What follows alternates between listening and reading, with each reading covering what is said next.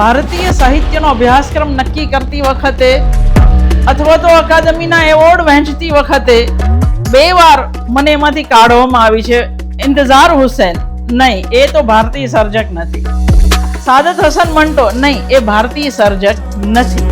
સર્જકને કદી ભૂગોળ ન બાંધે, કદી ન બાંધે. એ સંસ્કૃતિ અને ઇતિહાસનો વારસો લઈને આવતો હોય છે. એ ભૂગોળની રેખાઓ તો તમે રોજ બદલો છો.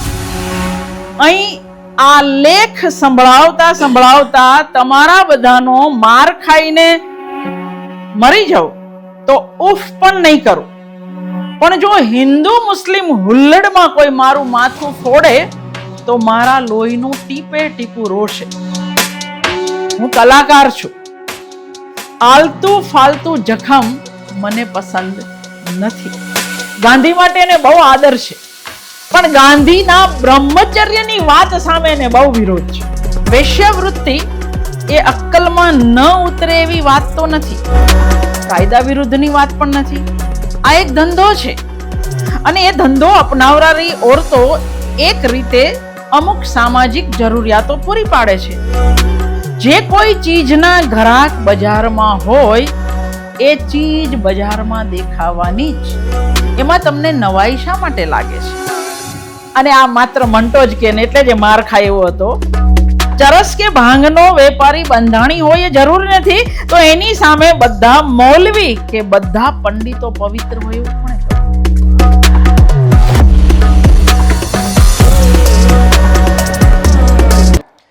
નમસ્કાર, તપરી મીડિયાના મંટો હાજર હે શોમાં આપ સૌનું સ્વાગત છે. જાન્યુઆરી મહિનો એટલે સાદત હસન મંટોને યાદ કરવાનો મહિનો, કારણ કે આ મહિનામાં મંટો આપણી વચ્ચેથી આ ગ્રહ છોડીને નીકળી ગયેલા. ગુજરાતીમાં મંટોને અનેક લેખકોએ ઇન્ટ્રોડ્યુસ કર્યા છે, જેમાં વિનોદ ભટ્ટ અને મોહન દાંડીકરને આપણે વિશેષ યાદ કરવા પડે. પરંતુ આયરની એ છે કે હાલના સમયમાં વિનોદ ભટ્ટ અને મોહન દાંડીકર બંને આપણી વચ્ચે નથી, પરંતુ છતાં આપણા સૌના નસીબ છે કે મંટો ઉપર ઓથોરિટી કહી શકાય એવું કામ કરનાર વ્યક્તિ એટલે કે ડૉક્ટર શરીફા વીજળીવાલા આપણી વચ્ચે હાજર છે. તો પ્રસ્તુત છે મંટો હાજર હો. માણસના જીવનમાં એક પછી એક પડકારો આવે, એક પછી એક પછડાટો આવે, અને પછી સામાન્ય રીતે એવું બનતું હોય છે કે એ માણસના મનમાં સમાજ પ્રત્યે કે પછી સમગ્ર જીવન પ્રત્યે એક અદૃશ્ય કટુતા ઉદ્ભવતી હોય છે. જો કે ભાવનગર જિલ્લાના અમરગઢ ગામના કાસમભાઈ વીજળીવાલા જરા જુદી માટીના બનેલા, એટલે જીવનની કઠણાઈઓ ક્યારેય તેમના ચહેરાના સ્મિતને ઝાંખું પાડી શકી નહીં. પોતાની પ્યારી એવી સાયકલ પર ગામે ગામ બરફ વેચવાથી લઈ અખબારોની એજન્સી ચલાવવા સુધીના કમર તોડી નાખે એવા કામો કરવા છતાં અને સામે પક્ષે નજીવી કહી શકાય એવી આવક મળતી હોવા છતાં કાસમભાઈ વીજળીવાલાએ ક્યારેય એમ નથી કહ્યું કે આ જીવન કદરૂપું છે કે પછી આ જીવને મારી સાથે હાડોહાડ અન્યાય કર્યો. બલકે કાસમભાઈને તો હૈયે હામ હતી કે ભલે એમણે આર્થિક સંઘર્ષ વેઠવો પડ્યો હોય કે કાળી મહેનતને કારણે જીવનમાં નિરાંત કોને કહેવાય એનો ખ્યાલ સુદ્ધા ન હોય, પરંતુ તેમના સંતાનો એક દિવસ ભણી ગણીને પોતાના નામ રોશન કરશે. મજાની વાત એ છે કે કાસમભાઈના 2 સંતાનોએ માત્ર પોતાના પરિવારના જ નહીં, પરંતુ આખા રાજ્યને માનભેર નામ લેવાનું મન થાય એવા કાર્યો કર્યા છે.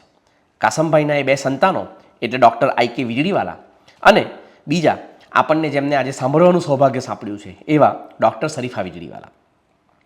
ફરિયાદો ન કરવાના કે કકળાટ ન કરી અથાગ પરિશ્રમ કરીને પોતાનું સ્થાન બનાવવાના કાસમભાઈના આ ગુણ શરીફામાં પણ ઉતર્યા છે. એટલે જ બાળપણમાં જોયેલા અત્યંત વિકટ આર્થિક સંઘર્ષ, જીવનભર ખમેલી મણકાની બીમારી કે પછી પાછલા વર્ષોમાં દેશના વૈચારિક સામાજિક ફેબ્રિકને લાગેલા કોમવાદના સડાનો સમયાંતરે ભોગ બનતા રહેવા છતાં શરીફા વીજળીવાલાના ચહેરા પર કે પછી તેમની જીભે કટુતા ક્યારેય ચડી નથી. હા, તેઓ આકરા ખરા, ખાસ કરીને ગુજરાતી ભણતા વિદ્યાર્થીઓ માટે અને ગુજરાતીમાં વાર્તા લખવાનું ધારતા વાર્તાકારો માટે. કારણ કે વાર્તા કેવી હોવી જોઈએ અને વાર્તામાં શું શું હોવું જોઈએ એના ડૉક્ટર વીજળીવાલા પૂરા જાણતલ. અને જાણતલ તો ખરા જ, પરંતુ તેઓ જરૂર પડીએ ગળું ખોખારીને કહી પણ શકે કે જેને તમે વાર્તા માનો છો એ તો વાર્તા છે જ નહીં. એટલે વાર્તા લખનારાઓમાં તેમની એક આગવી ધાક છે. જો કે એ વાત સાથે સૌ સંમત પણ થશે કે ડૉક્ટર શરીફા વીજળીવાલાની જેમને ધાક છે એ ધાકમાં ડૉક્ટર વીજળીવાલા પ્રત્યેનો ભારોભાર આદર અગ્રેસર છે. અને એટલે જ તો આજે MTB આર્ટ્સ કોલેજમાં ભણેલા કે પછી વીર નર્મદ દક્ષિણ ગુજરાતના ગુજરાતી ડિપાર્ટમેન્ટમાં ભણેલા સેંકડો વિદ્યાર્થીઓ ગર્વપૂર્વક કહે છે કે અમે ડૉક્ટર શરીફા વીજળીવાલાના વિદ્યાર્થીઓ છીએ. તેમના સાહિત્યિક યોગદાન કે પછી તેમની સાહિત્યિક સિદ્ધિઓનો પરિચય વાંચી જઈને મારે તમારી તાળીઓ ઉઘરાવી નથી. આ વિદુષીના યોગદાનને કે મેં જે બાબતોએ સતત તેમની પાસે પ્રેરણા મેળવી છે એ પ્રેરણાને મારે હાસ્યામાં ધકેલવી નથી. મેં નજીકથી જોયું છે કે એક સમયે ફેસબુક નવું હતું ત્યારે ફોટો કઈ રીતે અપલોડ કરવા કે સ્ટેટસ કઈ રીતે લખવા એ ડૉક્ટર શરીફા વીજળીવાલા માટે ભારે મથામણનો વિષય હતો. પરંતુ માધ્યમોની મર્યાદા એ સારસ્વતોને ન પાલવે એ ન્યાય શરીફાબેને દિવસોની મથામણ બાદ ફેસબુક હાથવગું કરી લીધેલું. જ્યાં હવે સ્થિતિ એવી છે કે ગુજરાતભરમાં સોશિયલ મીડિયા પરના જો કોઈના મંતવ્યોને ગંભીરતાથી લેવામાં આવતા હોય કે જેની નોંધ લેવાતી હોય તો એ ડૉક્ટર શરીફા વીજળીવાલા છે. આવું જ યુટ્યુબ બાબતે પણ થયેલું, જ્યાં અધ્યાપકોની એક આખી પેઢી નિંભર, કામચોર અને નિસ્બતહીન થઈ ગઈ છે અને એ અધ્યાપકો પોતાના નિયત વર્ગોમાં પણ તૈયારી કે સજ્જતા વગર પહોંચીને ભારતના ભવિષ્ય સાથે ચીડા કરી રહ્યા છે. ત્યારે નોખી માટીની બનેલી આ સ્ત્રી એવા તે શું ધખારા લઈને બેઠી છે કે તેમણે વર્ગ ઉપરાંત સેલ્ફી મોડમાં યુટ્યુબ પર વિડીયો પણ અપલોડ કરવાનું પસંદ કર્યું.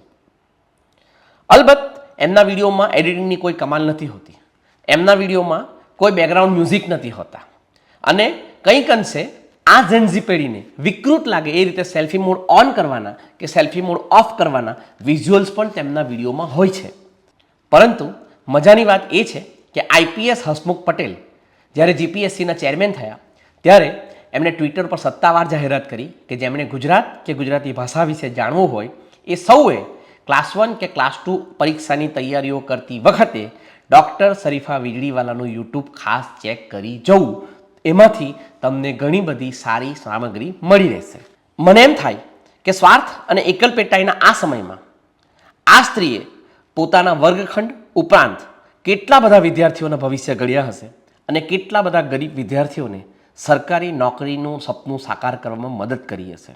ખેર, મને એમના પ્રત્યે પક્ષપાત છે એટલે એમનો પરિચય હું આપું ત્યારે મારે સમયની મર્યાદા ધ્યાનમાં રાખવી પડે.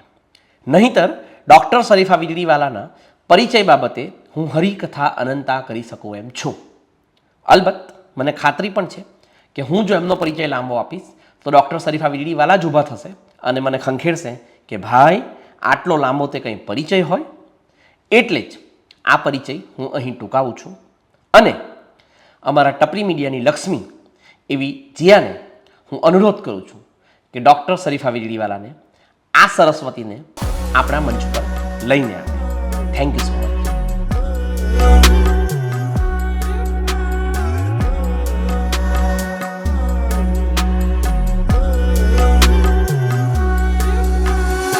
MTBનો મારો પહેલો વિદ્યાર્થી એ પણ અહીંયા હાજર છે અને છેલ્લા વિદ્યાર્થી યુનિવર્સિટીના એ પણ અહીંયા હાજર છે. મિત્રો, અને અંકિતે જેમ કહ્યું કે એને મારા માટે પક્ષપાત છે, મને પણ આવા વિદ્યાર્થીઓ પર માટે પક્ષપાત રહે હંમેશા, કે જે માથા ભીંતોમાં મારતા મારતા આગળ આવે.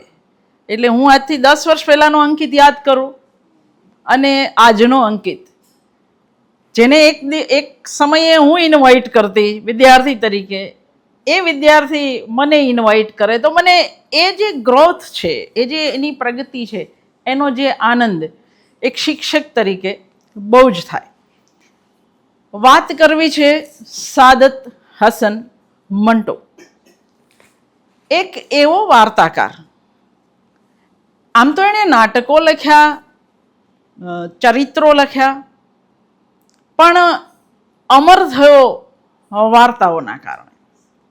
અને જે મુદ્દો હું છેલ્લે લેવાની હતી એ હું પહેલાં લઉં, કે જેને આપણે સંકુલ વાર્તાઓ કહીએ છીએ, અઘરી વાર્તાઓ કહીએ છીએ, ઉકેલવામાં મુશ્કેલી પડે એવી વાર્તાઓ કહીએ છીએ, એવું કશું એની વાર્તાઓમાં નથી, કંઈ જ. અને 1955માં એનું મૃત્યુ થયું અને છતાં હજુ પણ એની વાર્તાઓ ત્યારે વેચાતી, વંચાતી એટલી જ આજેય વેચાય અને આજેય વંચાય. તો એનું કારણ શું, એવો એક પ્રશ્ન થાય કે એવું તે શું જાદુ હતો એની વાર્તાઓમાં કે કદી જૂની જ ન થઈ, કદી અપ્રસ્તુત ના થઈ. જોકે મંટોએ 3 પ્રકારની જે વાર્તાઓ લખી, એક ભારતના ભાગલા એટલે કે કોમી તણાવને લગતી, બીજી વેશ્યા જીવનને લગતી અને ત્રીજી જાતીય જીવનના જે પ્રશ્નોથી આપણે હંમેશા આંખ મીચામણા કરતા હોઈએ છીએ. આ માણસ આંખમાં આંખ નાખીને વાત કહેવા માટે ટેવાયેલો હતો. તો આ 3 પ્રકારની વાર્તાઓમાં જેને આપણે કોમી તણાવની વાર્તાઓ, જેમાં મંટોનો સૌથી મોટો ફાળો, એ વાર્તાઓ 2025માં પણ જરાય અપ્રસ્તુત થતી નથી. એના દુઃખ સાથે મંટોની વાત શરૂ કરીએ. આ વાર્તાઓ જો આજે અપ્રસ્તુત થઈ ગઈ હોત તો આનંદ થાત, પણ કમનસીબે 70 વર્ષ થયા માણસના મૃત્યુને, હું ને તમે એવો માહોલ ન ઊભો કરી શક્યા કે મંટો ગઈકાલ બની જાય. મંટો હજી આજ જ રહ્યો. કદાચ એ જીવતો હોત તો એને પણ એટલો જ અફસોસ થયો હોત. 2-3 વસ્તુ, જેમ નર્મદ એ દંતકથાનો માણસ થઈ ગયો, એમ મંટો પણ દંતકથાનો માણસ થઈ ગયો. આપણે મોટા, ધારો કે હું ઇસ્મત ચુગતાઈની વાત કરું અથવા તો રાહી માસૂમ રઝાની વાત કરું તો હું માનાર્થે વાત કરું. રઝા આમ હતા, ઇસ્મત આમ હતા, પણ હું જ્યારે મંટો અથવા નર્મદની વાત કરું છું ત્યારે આપણે માનાર્થે ભાગ્યે જ બોલતા હોઈએ છીએ. શા માટે એવું થયું એ નથી ખબર, પણ ધીરે ધીરે કરતા એ આપણી સાથે એવા વણાઈ ગયા, એટલા લોકપ્રિય થયા કે એ તુકારાના અધિકારી થઈ ગયા. સાદત હસન મંટો, આ નામની જે ઘટના છે એનો આરંભ થયો 11 મે 1911 અને આ આરંભ થયો અખંડ હિન્દુસ્તાનમાં, પણ એનો અંત આવ્યો 18 જાન્યુઆરી 1955. માત્ર મરવા માટે જ આ માણસ મુંબઈ છોડી અને પાકિસ્તાન ગયો હતો. ઘણી બધી વાર ભારતીય સાહિત્યનો અભ્યાસક્રમ નક્કી કરતી વખતે અથવા તો અકાદમીના એવોર્ડ વહેંચતી વખતે 2 વાર મને એમાંથી કાઢવામાં આવી છે. ઇંતઝાર હુસૈન, નહીં, એ તો ભારતીય સર્જક નથી. સાદત હસન મંટો, નહીં, એ ભારતીય સર્જક નથી. હકીકતે 1948માં જેણે ભારત છોડ્યું હોય, જિંદગીના મહત્વના વર્ષો જેણે ભારતમાં જ કાઢ્યા હોય, એને આપણે ભારતીય સર્જકને કદી ભૂગોળ ન બાંધે, કદી ન બાંધે. એ સંસ્કૃતિ અને ઇતિહાસનો વારસો લઈને આવતો હોય છે. એ ભૂગોળની રેખાઓ તો તમે રોજ બદલો છો. એટલે હું શરૂ એનાથી કરીશ, જે હું પૂરું કરવાની હતી એનાથી. ભૂગોળની રેખા યાદ આવી એટલે મંટોએ 1953માં અંકલ સેમને 9 પત્રો લખેલા. અંકલ સેમ એટલે આપણને બધાને ખબર છે, અમેરિકાનો પ્રમુખ. હવે જુઓ, 53માં લખેલો કાગળ આજે યાદ કરો. એક માણસ છે જે કોઈ પણ ક્ષણે ગ્રીનલેન્ડને હડપી લેવા તૈયાર થઈને ઊભો છે. એક માણસ છે જેણે રાતોરાત વેનેઝુએલાના પ્રેસિડેન્ટને ઉપાડી લીધા. આપણે કલ્પના નહીં કરી શકીએ. એટલે મંટોએ 53માં લખ્યો અંકલ સેમને એક પત્ર કે મારી ભત્રીજીએ આજે મને વર્લ્ડ મેપ, દુનિયાનો નકશો દોરી આપવા માટે કહ્યું. એને નિશાળમાં, એ 3જા ધોરણમાં ભણે છે ને, નિશાળમાં સોંપ્યું છે. એટલે મેં એને કહ્યું કે બેટા થોભી જા, હું પેલા ચચ્ચા સામને પૂછી લઉં કે નકશામાં કયો દેશ ક્યાં રહેવાનો છે એ કહી દે મને, પછી હું તને દુનિયાનો નકશો દોરી દઉં. લાગે કે આ 1953ની વાત છે એવું લાગે, જ્યારે ટ્રમ્પ અત્યારે હોંકારા કરતો હોય ત્યારે. એટલે ક્યારેક સર્જકને આપણે જે આર્ષદ્રષ્ટા કહીએ છીએ કે ભવિષ્ય જોઈ શકે છે, એ ક્યારેક લાગે કે આવા સર્જકો સાચું પણ પાડે. પાકિસ્તાનમાં એ માત્ર મરવા માટે ગયો. અક્ષરદેહે મંટો કદી ન મર્યો અને મરશે પણ નહીં. સાહિત્ય સાથે થોડો ઘણો નાતો હોય એને જેમ નર્મદ મેઘાણી ખબર હોય એમ એને મંટોનું નામ પણ ખબર હોય, જો થોડોક નાતો હોય તો. જિંદગીના ઉત્તમ વર્ષો આ માણસે ભારતમાં કાઢ્યા, અખંડ હિન્દુસ્તાનમાં કાઢ્યા. હું હાલતું ચાલતું મુંબઈ છું એવું કહેનાર આ સર્જકને 1948નો અમાનુષી માહોલ પરાણે પાકિસ્તાન લઈ ગયો. એણે જે થોડાક ચરિત્ર ચિત્રણો કર્યા છે એમાં અભિનેતા શ્યામનું ચરિત્ર ચિત્રણ બહુ જાણીતું છે. એણે શ્યામ સાથેની જે વાતચીત, શ્યામના બે અંગત મિત્રો મુંબઈના એ દિવસના તોફાનોમાં 1947-48ના તોફાનોમાં મરી ગયા. શ્યામ અને મંટો બહુ જ સારા મિત્રો હતા અને અચાનક જ શ્યામે એક દિવસ એને કહ્યું कि मुझे लगता है कि मुझे इतना गुस्सा आ रहा है कि शायद मैं तुझे मार दूं, कारण કે તું મુસ્લિમ છે. કઈ રીતે વૈમનસ્ય બદલો લે એનું આ ઉદાહરણ છે. એટલે એવું કહેવાય છે કે બે કારણ મંટો ભારત છોડીને જતો રહ્યો એની પાછળ. એક આ શ્યામ જે અંગત મિત્ર હતો ને એને એવી ઈચ્છા થઈ કે કદાચ મેં ભી તુझे માર સકતા હું, આ એક કારણ. અને બીજું કારણ, અશોક કુમારની ફિલ્મમાં એ કામ એટલે કે મંટો જે ફિલ્મ લખતો હતો એની અંદર અશોક કુમાર કામ કરતા હતા. એક જગ્યાએ ટોળાએ એમને ઘેરી લીધા કારને, અને એટલી હદે કે આગળ નહીં જવા દેતા હતા. એ જ સમયે અશોક કુમાર બારણું ખોલીને બહાર નીકળ્યા. He was so popular.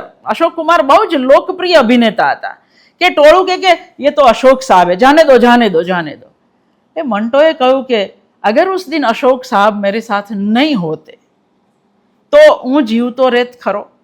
આ બે ઘટના પછી એણે ભારત છોડવાનો નિર્ણય કર્યો, પણ એ કદી પાકિસ્તાનનો થઈ ન શક્યો, કદી પણ.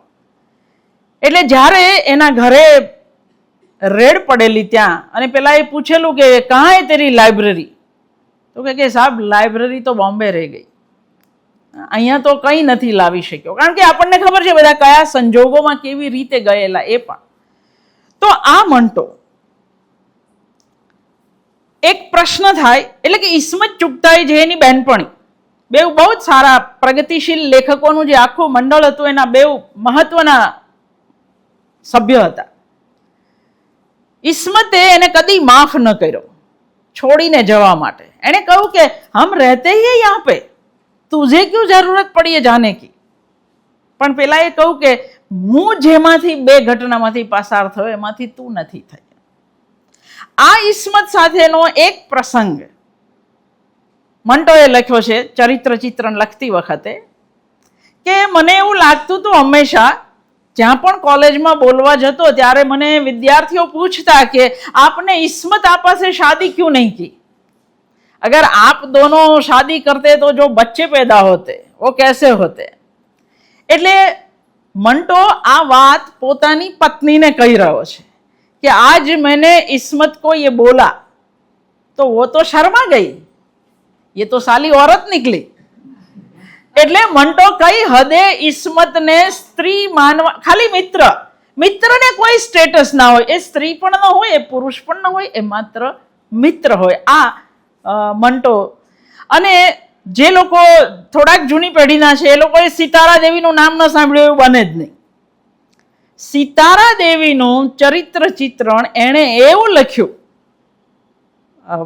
હું અહીંયા કહીશ નહીં કારણ કે એ ન કહેવાય એવું જ એણે લખ્યું, પણ સિતારા દેવીએ મારા મોકલેલા એને મારવા માટે, અને પછીથી એ બેઉ એકબીજાને પ્રેમ કરતા પણ થયા, એકબીજાને માન આપતા પણ થયા. તો આ મંટો.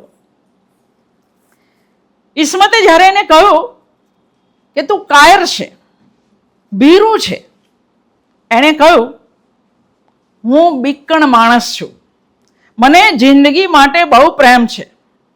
અહીં આ લેખ સંભળાવતા સંભળાવતા તમારા બધાનો માર ખાઈને મરી જાઉં તો ઉફ પણ નહીં કરું, પણ જો હિન્દુ મુસ્લિમ હુલ્લડમાં કોઈ મારું માથું ફોડે તો મારા લોહીનું ટીપે ટીપું રોશે. હું કલાકાર છું, આલતું ફાલતું જખમ મને પસંદ નથી. જિંદગીની અંતિમ ક્ષણ સુધી એ બોલતો રહેલો કે કોઈ મને મુંબઈ લઈ જાઓ એકવાર. અને એ મર્યો પણ કેવી રીતે? પીને મર્યો, અતિશય પીને. રોજની એક વાર્તા લખીને એ આપતો. એટલે આપણા બહુ જ મોટા વિદ્વાન ઉર્દુના વારિસ અલવી, જે અમદાવાદમાં ઝેવિયર્સના અંગ્રેજીના અધ્યાપક હતા, એણે મંટો પર એક સરસ પુસ્તક લખ્યું છે. એમણે લખ્યું છે કે પાકિસ્તાન ગયા પછી શરાબે મંટોને પીવાના શરૂ કરી દીધેલા. મંટો શરાબ નહોતો પીતો, શરાબ મંટોને પી રહી હતી. એક બાટલીના બદલામાં એક વાર્તા એ લખી આપતો. એટલે એની પાછળની વાર્તાઓ 53, 54, 55ની વાર્તાઓમાં એટલો દમ પણ નથી, કારણ કે એ એક બાટલી માટે લખતો હતો. શરાબ એના માટે ઝેર છે એવું ડાક્ટરોએ કહ્યું, છતાં લીવર ખતમ થઈ ગયું તોય એ ઝેર પીતો જ રહ્યો. જિંદગીની છેલ્લી ક્ષણે જ્યારે લોકો ગંગાજળ અથવા તો આબે ઝમઝમ માંગે, એક ક્ષણે એણે વિસ્કી માંગેલી. એટલે એના ભાણેજ હામિદ જલાલે લખ્યું છે કે મંટો શરાબ કે સાमने उतना ही बेबस था जितना आदमी मौत के सामने बेबस होता है. वो शराब के सामने इतना बेबस था.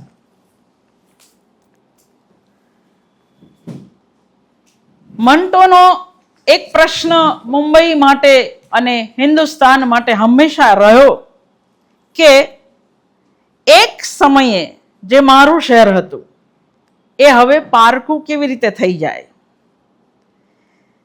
જે મુંબઈ મારું હતું, જે હિન્દુસ્તાન મારું હતું, એને હવે તમે મને પરદેશી કહો છો. ગઈકાલ સુધી જે મિત્રો હતા એ આજે દુશ્મન કેવી રીતે થઈ જાય. આખરી સલામ નામની એની જે વાર્તા છે એના પાત્રો પણ આ જ પ્રશ્ન પૂછે છે. પ્રશ્નો પૂછનાર મંટો પાસે એક પણ જવાબ નથી, પણ એ જીવ્યો ત્યાં સુધી પ્રશ્નો પૂછતો રહ્યો. જિંદગીના થોડાક વર્ષો પાકિસ્તાનમાં ગાળનાર આ વાર્તાકાર સંપૂર્ણપણે ભારતીય લેખક છે. આમ પણ સર્જક રોજે રોજ બદલાતી રહેતી ભૂગોળથી બંધાય કે ઇતિહાસ અને સંસ્કૃતિથી બંધાય. મંટો જ્યારે પાકિસ્તાન ગયા ત્યારે પણ એ પાકિસ્તાનમાં પ્રસ્તુત નહોતા, અને અત્યારે જે પાકિસ્તાન છે એમાં તો એ બિલકુલ પ્રસ્તુત નથી. ભારતીય સમાજની ભાતીગળ વિવિધતા, જટિલતા, સંકુલતા અને આંટી ઘૂંટીમાં જ મંટો હંમેશા પ્રસ્તુત હતા અને રહેવાના. 20 વર્ષના સાહિત્યિક જીવનમાં મંટોએ કેટલા તોફાનો અને સંઘર્ષોનો સામનો કર્યો. એના પ્રિય દીકરાનું મૃત્યુ, એટલે એ કાયમ કહેતો કે મેરા બચ્ચા તો મુંબઈ કે કબ્રસ્તાન મેં હૈ, મેં યહાં પે હું. આવું એ કાયમ કહેતો. પ્રિય સંતાનનું મૃત્યુ, ટીબી, ભૂખમરો, અદાલતોના ચક્કર, જેણે મંટોની 5 વાર્તા પર કેસ થયા. 3 કેસ અંગ્રેજ સરકાર સમયે થયા અને 2 કેસ એ પાકિસ્તાનમાં ગયો પછી થયા. અંગ્રેજ સરકારના જમાનામાં ન્યાય હતો એટલે મંટો ત્રણેયમાં નિર્દોષ છૂટ્યો, પણ પાકિસ્તાનમાં જે 2 કેસ થયા એમાં એ નિર્દોષ ન છૂટ્યો, એને 3 મહિનાની જેલ થઈ. 8 ફિલ્મ લખી, જેમાંથી એકાદ જ ચાલેલી. 8 દિન નામની ફિલ્મમાં અશોક કુમારના આગ્રહના કારણે એણે ગાંડાનો રોલ કરેલો, અને કમનસીબ જુઓ મંટો પાછલા જીવનમાં લગભગ પાગલની અવસ્થામાં પહોંચેલો પણ ખરો. અર્ધવિક્ષિપ્ત અને પછી તો સાવ પાગલ જેવી અવસ્થા પણ મંટોની જિંદગીમાં આવી. લગભગ આત્મહત્યા કરી એવું કહીએ તો ચાલે એમ મંટોએ મોતને ગળે વળગાડ્યું. ખાધું ઓછું, પીધું જાજુ. એણે પોતાની જિંદગીને જિલ્લતો કા સિલસિલા, એટલે અપમાનોની એક આખી હારમાળા હતી એની જિંદગીમાં. માનવીય ભૂમિકાએ રહીને એણે હંમેશા લખ્યું, પણ એની સાહિત્યિક ભૂમિકાને ધર્મ, પરંપરા અને ન્યાય પ્રણાલી બધાએ ભેળા થઈ અને કાયમ દંડને યોગ્ય જ ગણી. એની કુલ 5 વાર્તા પર કેસ થયો: કાલી સલવાર, ધુઆં, બુ, ઠંડા ગોશ્ત અને ઉપર નીચે ઓર દરમિયાન. મેં કહું 3માં એ નિર્દોષ છૂટ્યો. એમાંય તે જ્યારે ઠંડા ગોશ્ત પર કેસ ચાલતો હતો, જે લોકોએ ઇસ્મત ચુગતાઈને વાંચ્યા છે અને એમાંય એની આત્મકથા ન વાંચી હોય તો વાંચવી, કાગઝી હૈ પૈરહન, આટલી મજેદાર આત્મકથા મેં જિંદગીમાં ક્યારેય બીજી નથી વાંચી. એણે એની અંદર શરૂઆત જ ત્યાંથી કરી છે. ઇસ્મતની વાર્તા પર, લિહાફ પર અને મંટોની ઠંડા ગોશ્ત પર એક જ દિવસે એક જ ન્યાયાધીશ કેસ ચલાવી રહ્યા છે. અને મંટોને જજે બહાર કાઢી મૂકેલા, કારણ કે 2 વાર ઊભો થઈ ગયેલો વચ્ચે કે આમાં અશ્લીલ શબ્દ કયો છે એવું પેલાએ પૂછ્યું. એટલે પેલાએ કહ્યું કે છાતી. એટલે મંટો કે ઊભો થઈ ગયો કે છાતી કો છાતી ના કહું તો ક્યાં મૂંગફલી કહું. એટલે એને બહાર કાઢી મૂકેલો. એ જ રીતે ઇસ્મતને પણ બહાર કાઢી મૂકેલો. અને ઇસ્મતે લખ્યું છે એની આત્મકથામાં કે પછી અમે 2 બહાર બેસીને એક ટોપલો ભરીને સંતરા માલ્ટા ખાધા અને એમને જે કરવું હોય અંદર અદાલતમાં કરવા દીધું, પણ જ્યારે ચુકાદો આવ્યો ત્યારે અમે 2 નિર્દોષ છૂટેલા. તો આ મંટો ઘણા બધાને એવો ખ્યાલ છે કે ખોલદો વાર્તા પર કેસ થયો, પણ હકીકતે એ ખોટું છે. ખોલદો વાર્તા પર કેસ નથી થયો, પણ ખોલદો જે સામયિકે છાપેલી, નકુશ નામનું સામયિક, એને 6 મહિના માટે સરકારે એના પર પ્રતિબંધ લાદેલો અને જેની અંદર ખોલદો છપાયેલું એ બધા જ અંક સરકારે જપ્ત કરેલા. ઠંડા ગોશ્ત જેણે છાપ્યું એ જાવેદ સામયિકને પણ દંડ કરવામાં આવ્યો. આપણને આજે મંટોની વાર્તાઓ પ્રશ્નો કરે છે આજે કે ખરેખર આ વાર્તાઓમાં એવું કોઈ અશ્લીલ તત્વ હતું ખરું જેના કારણે મંટોને આટલા અપમાનો વેઠવા પડ્યા? અલી સરદાર જાફરી, બહુ જ મોટા ગજાના સર્જક, એણે મંટો વિશે બદઝબાન નામના શીર્ષક હેઠળ કહ્યું છે, મંટો સંવેદનશીલ હતો એટલે 2 વાર પાગલખાને ગયો, લાગે એવું કહેનારો હતો એટલે એણે કેટલી બધી વાર અદાલત સામે ઊભા થવું પડ્યું, તીખા સ્વભાવનો હતો એટલે દુશ્મનો ઊભા કરતો રહ્યો, સ્વાભિમાની હતો એટલે ભૂખે મરતો રહ્યો, જન્મ્યો ત્યારનો તરસ્યો હતો એટલે દારૂ પીતો રહ્યો, અને જીવતા રહેવાનું સામર્થ્ય નહોતું એટલે મરી ગયો, પણ કલાકાર હતો એટલે મરીને પણ જીવતો રહ્યો. અને મંટો કદી નહીં મરે.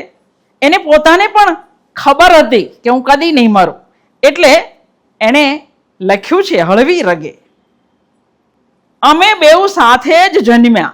એણે શીર્ષક આપ્યું છે સાદત હસન, અને પછી કહ્યું છે હું અને સાદત હસન સાથે જ જન્મ્યા અને લાગે છે કે અમે સાથે જ મરીશું. જોકે કદાચ એવું પણ બને કે સાદત હસન મરી જાય પણ મંટો ના મરે. અને થયું પણ એવું જ. સાદત હસનને મરે આજે 70 વર્ષ થયા, પણ મંટો મરવાનું નામ લેતો નથી. એની 10-15 વાર્તાઓ અને એના 4-5 ચરિત્ર ચિત્રણો એને આપણી વચ્ચે હંમેશા જીવતો રાખશે. મોટા ભાગે સહન શક્તિની જ્યારે હદ આવી ગઈ હશે ત્યારે જ મંટોએ વાર્તા લખી હશે. એની અંદર જે કંઈ ચાલી રહ્યું છે એ પીડાની ચીસ રૂપે એક વિસ્ફોટની જેમ બહાર આવી આપણને અંદર બહાર હલબલાવી મૂકે છે. વાતાવરણ, માહોલ, જમાનો, જે કહો તે એ જ્યારે નાકાબિલે બરદાશ્ત બન્યો હશે, નાકાબિલે બરદાશ્ત એટલે અસહ્ય, ત્યારે જ એણે કલમ ઉપાડી હશે. જે કારણોસર એને જમાનો અસહ્ય લાગ્યો એ કારણો પર આંગળી મૂકી આપવાની એને પોતાની નૈતિક ફરજ લાગી. સર્જકે માત્ર કળાકૃતિ નિપજાવીને સંતોષ મનાવવાનો હોય એવા મતનો મંટો નથી.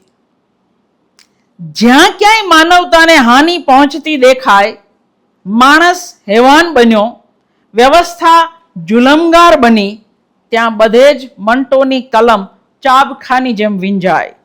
અને એટલે જ એને કાળી કલમનો લખનારો, કાળી કલમ વાળો કહેનારા ઘણા નીકળ્યા, પણ મંટોને એની પરવા કદી નહોતી.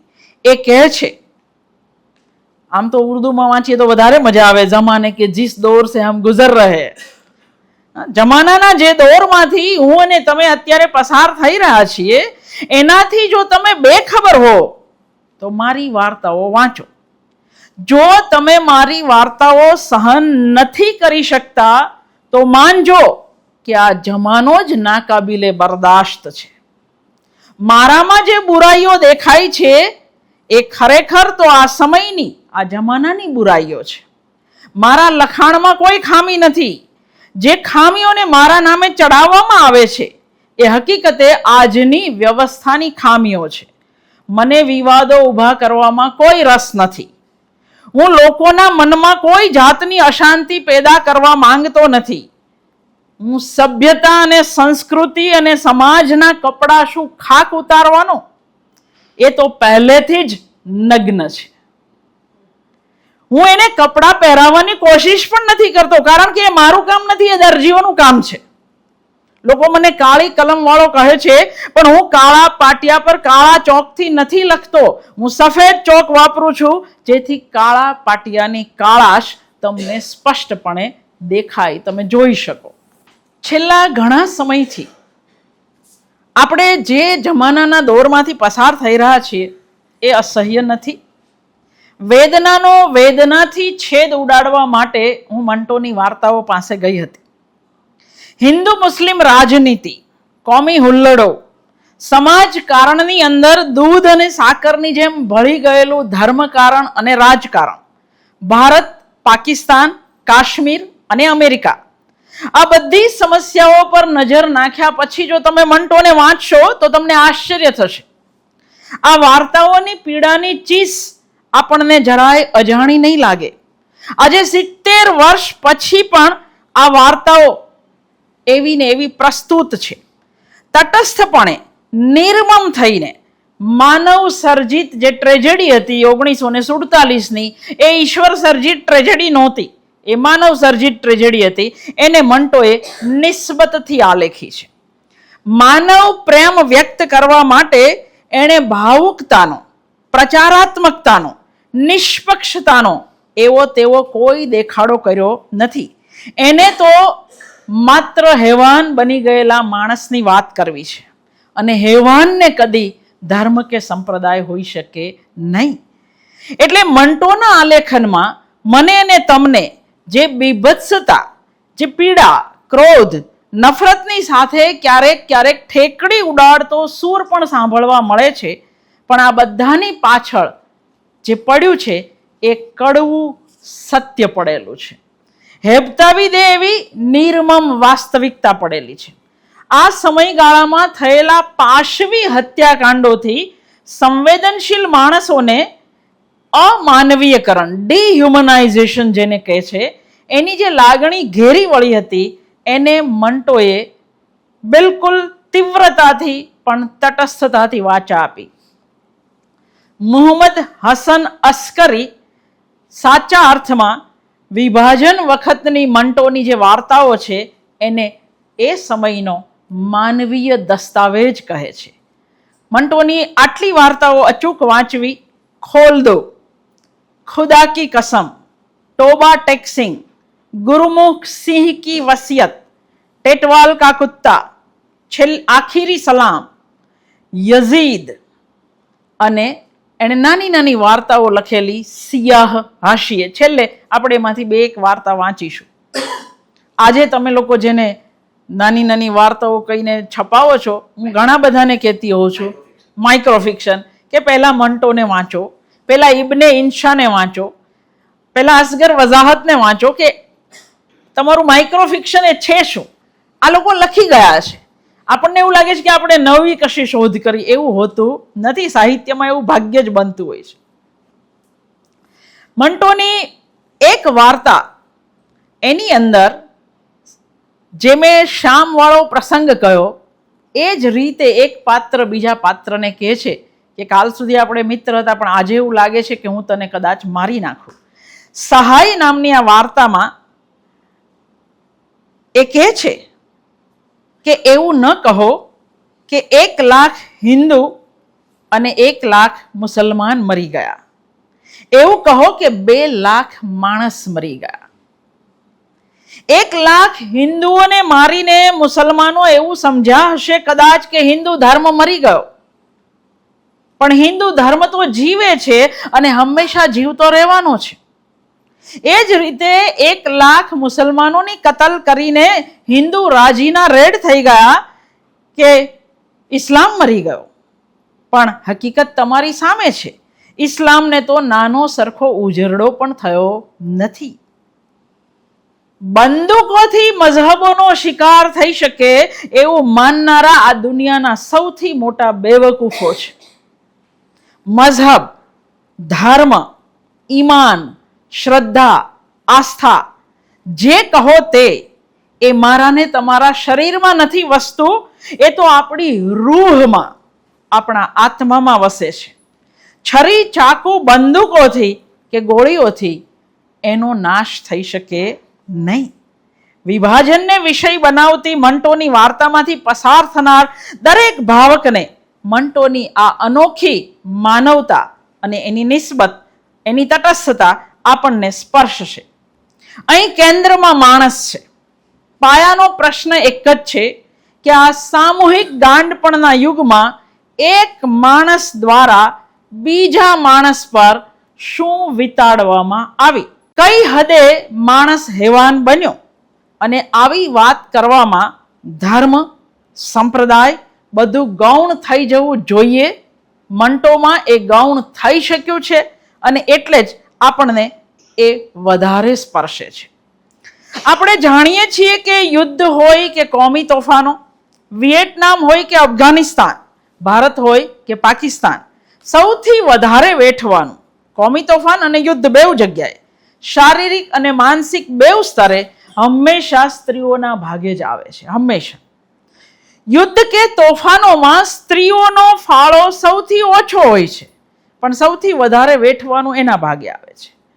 અત્યાચારી માટે તો ધર્મ, કોમ, ઉંમર બધું ગૌણ હોય છે. માત્ર સ્ત્રી દેહ અત્યાચાર માટેનું કારણ બની જાય છે. ખુદા કી કસમ વાર્તામાં એક ડોશી એની દીકરીને શોધી રહી છે અને મંટો કહે છે કે અમે એને કહ્યું કે હવે તારી દીકરી નહીં હોય, જીવતી નહીં હોય. એટલે પેલી ડોશી કહે છે મારી દીકરીને કોઈ મારી ન શકે. કેમ? वो बेहद खूबसूरत है. खूबसूरत ने मारे नहीं, એને તો ભોગવે. આ વાત જગતભરની સ્ત્રીઓ માટે સાચી છે. એટલે અત્યાચારનો ભોગ બનેલી સ્ત્રીઓ વિશે મંટો ખુદા કી કસમ નામની વાર્તામાં કહે છે કે હું એ છોકરીઓ અને સ્ત્રીઓ વિશે વિચારતો ત્યારે મને એમના ચહેરા ન દેખાતા, મારા મનમાં માત્ર એમના ફૂલેલા પેટ દેખાતા. અને મને પ્રશ્ન થતો કે આ બધા ફૂલેલા પેટનું શું થશે? આ બધા પેટમાં જે કંઈ ભર્યું છે એના માલિક કોણ? પાકિસ્તાન કે હિન્દુસ્તાન? ખોલ દો વાર્તા. એની હું જરાક વાત કરીશ, બે વાર્તાની થોડીક વાત કરીશ. સિરાજુદ્દીન નામનો માણસ તોફાનોની અંદર પત્ની છૂટી ગઈ છે અને દીકરી સકીના જે બહુ જ રૂપાળી છે એને લઈને ટ્રેનમાં ચડવા જાય છે ને દીકરી વિખૂટી પડી ગઈ છે. ને હવે એક રેફ્યુજી કેમ્પમાં ભટકી રહ્યો છે ને શોધી રહ્યો છે, બધાને કહી રહ્યો છે કે મારી દીકરી બહુ જ રૂપાળી છે, 16 વર્ષની છે, એને ગાલે તલ છે, એને આ રંગની ઓઢણી ઓઢી છે. તો રઝાકારો, જેમ આપણે ત્યાં સ્વયંસેવક નામ છે, એ રઝાકારો ત્યાં આગળ બધે લોકોને મદદ કરતા હોય છે અને 4 રઝાકારોને એ વર્ણન કરે છે. પછી આપણને મંટો એક બીજું દ્રશ્ય બતાવે છે કે આ રઝાકારો એક રસ્તેથી પસાર થઈ રહ્યા હોય ને ત્યારે બરાબર વર્ણન કરેલું પેલા બુઢ્ઢાએ એવી જ એક છોકરી જઈ રહી છે અને રઝાકારો એને બેસાડે છે ટ્રકમાં. એ દ્રશ્ય પછી એ નથી બતાવતો આપણને, પછી સીધું જે દ્રશ્ય બતાવે છે ત્યાં હું તમને લઈ જાઉં. એક દિવસ રાહત કેમ્પમાં બેઠેલો સિરાજુદ્દીન 4 માણસોને કશુંક ઊંચકીને લાવતો જુએ છે.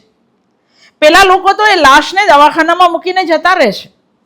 ખાલી ઓરડાની સ્ટ્રેચર પર લાશ જેવું કંઈક પડ્યું છે. અંદર આવેલો ડોક્ટર બત્તી કરે છે અને સિરાજુદ્દીન ઓળખી જાય છે, આ તો એની દીકરી સકીના હતી. એ માંડ માંડ કહે છે કે હું એનો બાપ છું. અને હવે મંટો ખાલી આ 5 વાક્ય લખે છે. ડાક્ટરે સ્ટ્રેચર પર પડેલી લાશ જોઈ, લાશની નાડી ફંફોસી. એણે સિરાજુદ્દીનને કહ્યું, બારી ખોલી નાખ. અને હવે દ્રશ્ય, મળદાલ શરીર જે લાશ હતી એમાં સળવળાટ થયો. બેજાન હાથોએ ઈજારની નાડી ખોલી અને ઈજાર નીચે સરકાવી દીધી. આ ખોલી નાખ શબ્દ પેલી છોકરીએ એ કઈ યાતનામાંથી પસાર થઈ હશે કે ખાલી ખોલી નાખ કહેવાથી લાશના હાથમાં પણ જીવ આવે અને એ નાડી ખોલે અને સલવાર નીચે સરકાવી દે. વૃદ્ધ સિરાજુદ્દીન રાજી થઈને જીવે છે, મારી દીકરી જીવે છે કહી ઉઠે છે, જ્યારે ડાક્ટર પગથી માથા સુધી પરસેવામાં નાહી ગયો. આ વાર્તા છાપવા માટે નકુશ સામયિક પર 6 મહિનાનો પ્રતિબંધ મુકાયેલો. પાકિસ્તાન સરકારને ડર હતો કે આ વાર્તાથી શાંતિ જોખમાશે. આ વાર્તાને અશ્લીલ કહેનારા પણ નીકળ્યા. પણ જે કંઈ બન્યું, પેલી છોકરી પર જે પાશવી અત્યાચાર થયો એ હેબતાવી દેવી ઘટના છે, માનવ જાત માટે કલંકરૂપ ઘટના છે. પણ આ ઘટનાને આલેખતી વાર્તા કઈ રીતે અશ્લીલ બની જાય? મંટોએ કહ્યું છે, મારી વાર્તાઓમાં જ્યાં જ્યાં તમને નગ્નતા દેખાય ત્યાં ત્યાં મને માનવતા દમ તોડતી દેખાય છે. માફ કરજો, પણ જ્યાં જ્યાં માનવતા દમ તોડતી દેખાશે ત્યાં ત્યાં મારી કલમ પૂરી શક્તિથી ચાલશે. ટોબા ટેક્સિંગ જેવી વાર્તા કદાચ દુનિયામાં એકાદ જ લખાઈ હશે. આ વાર્તાનો નાયક બિશનસિંહ એ હિન્દુસ્તાનનું વિભાજન સ્વીકારવા તૈયાર નથી. એ તો ઘણા બધા વર્ષોથી ગાંડો છે. ટોબા ટેક્સિંગ એનું ગામનું નામ છે. ભારતના ભાગલા પડ્યા. જો આ ભાગલા કેટલા એબ્સર્ડ હતા, જરાય ગળે ન ઉતરે એવા હતા. કારણ કે ધર્મ એક હતો, ભાષા એક હતી, સંસ્કૃતિ, ધર્મ જુદો હતો, સંસ્કૃતિ, ભાષા, સંગીત, સાહિત્ય બધું જ એક હતું. માત્ર ધર્મના નામે તમે ભાગલા પાડ્યા. એટલે જેલની અંદર જે ગાંડાઓ છે, જો બેઉ સરકારે કેટલું વહેંચેલું, પ્રેસ વહેંચાયા, રેલવે લાઈન વહેંચાય, બસના રસ્તાઓ વહેંચાયા, એ બધું તો ઠીક. ટાઈપરાઇટરો, ટેબલો, ખુરશીઓની પણ વહેંચણી થયેલી. એટલે મંટો એક ચાબખો મારે છે ટોબા ટેક્સિંગમાં કે ચાલો આપણે આપણા ગાંડાઓ પણ વહેંચીએ. તમારા ગાંડા તમે લઈ જાઓ અને અમારા ગાંડા અમને આપી દો. એટલે આ ગાંડાઓની વહેંચણીનો સમય છે. અને જે લોકો ભારતનો ઇતિહાસ વાંચીને બેઠા છે એમને ખબર છે કે જ્યારે ભાગલા પડ્યા ત્યારે એક પણ જેલ અને એક પણ પાગલખાનું ભારત બાજુના પંજાબમાં નહોતું આવ્યું. બધા જ પાકિસ્તાન બાજુના પંજાબમાં ગયેલા. આપણે વહેંચણી જ એવી અદ્ભુત કરેલી. એ જ રીતે ત્યારે પૂર્વ પાકિસ્તાન હતું, એટલે બધા જ ચોખા એ ઢાકા બાજુ ઉગતા હતા અને એને છડવાની બધી જ મિલ, ચોખા છડવાની, એ ભારત બાજુ રહી ગઈ હતી. એટલે આપણે બહુ અદ્ભુત વહેંચણી કરેલી. એટલે એ એબ્સર્ડિટી પર મંટો ટોબા ટેક્સિંગથી એણે એવું કહેવાય છે કે ભારતના ભાગલા પર એક ટોબા ટેક્સિંગની લાશ ફેંકીને એ કહે છે કે હું તમારું વિભાજન સ્વીકારતો નથી, એ તૈયાર નથી એને સ્વીકારવા માટે. આ ગાંડાઓની વહેંચણીમાં આ જે સરદાર છે બિશનસિંહ, એ કહે છે કે મારે તો ટોબા ટેક્સિંગ જવું છે કારણ કે મારું ગામ એ છે. તો કોઈ બાત નહીં, ટોબા ટેક્સિંગ કો ઇધર લે આएंगे. ત્યારે સરહદો નક્કી નહોતી થઈ હજુ. કોણ ક્યાં જશે, સિયાલકોટ આપણું કે એમનું, કાશ્મીર આપણું કે એમનું, આ પ્રવાહી સ્થિતિ હતી ત્યારની આ વાત છે. આ બિશનસિંહ 15 વર્ષથી ઊભો છે. એ બેઠો પણ નથી અને સૂતો પણ નથી, એના પગ થાંભલા જેવા છે અને વહેંચણી ચાલે છે. મંટો લખે છે કે આખી રાત વહેંચણી ચાલતી રહી. પેલા એ ના પડી કે મારે જવું નથી, જો ટોબા ટેક્સિંગ આ બાજુ હોય તો હું નહીં જાઉં. પણ મંટો એક દ્રશ્ય બતાવે છે વચ્ચે કે આ ગાંડાઓ એકબીજા સાથે વાત કરી રહ્યા છે કે તને ખબર છે કે પાકિસ્તાન ક્યાં આવ્યું? તો કે ના મને તો નથી ખબર. તો કે આપણે પેલો ડાયો છે, ગાંડામાંય ડાયો હોય, એટલે એમ કે આપણે એને પૂછીએ કે પાકિસ્તાન ક્યાં આવ્યું. એટલે બધા એની પાસે જાય. તો કે वो हिंदुस्तान की ऐसी जगह है पाकिस्तान जहां पे उस्त्रे बनते हैं. અને પાછા માની પણ લે લોકો. એટલે મંટોને કેવું હોય છે કે આ જે પ્રજા છે એણે હિન્દુસ્તાન પાકિસ્તાન નહોતું માંગ્યું, કરવા વાળાઓ તો તમે બધા છો. એક ગાંડો ઝાડ પર ચડી જાય અને એને ઉતરવાનું કે એટલે એ કે રડતો રડતો કે મારે ને હિન્દુસ્તાનમાં રહેવું છે ને પાકિસ્તાનમાં રહેવું છે, મને આ ઝાડ પર રહેવા દો. આ રાત્રે આખી રાત પછી જ્યારે સવાર પડે છે, જે માણસ 15 વર્ષથી ઊભો છે એ અચાનક જ આકાશ ચીરી નાખતી એક રાડ પાડે છે અને પડી જાય છે. ને મંટો એક વાક્ય લખે છે, એ જ્યાં પડ્યો છે ત્યાં પહેલી બાજુ તારની વાડ પાછળ પાકિસ્તાન હતું, આ બાજુ તારની વાડ પાછળ હિન્દુસ્તાન હતું. એ જ્યાં પડ્યો એ નો મેન્સ લેન્ડ હતી, એ કોઈનું નહોતું. મંટો પોતે જ કદાચ નો મેન્સ લેન્ડ હોય એવું આપણને લાગે ઘણી બધી વાર.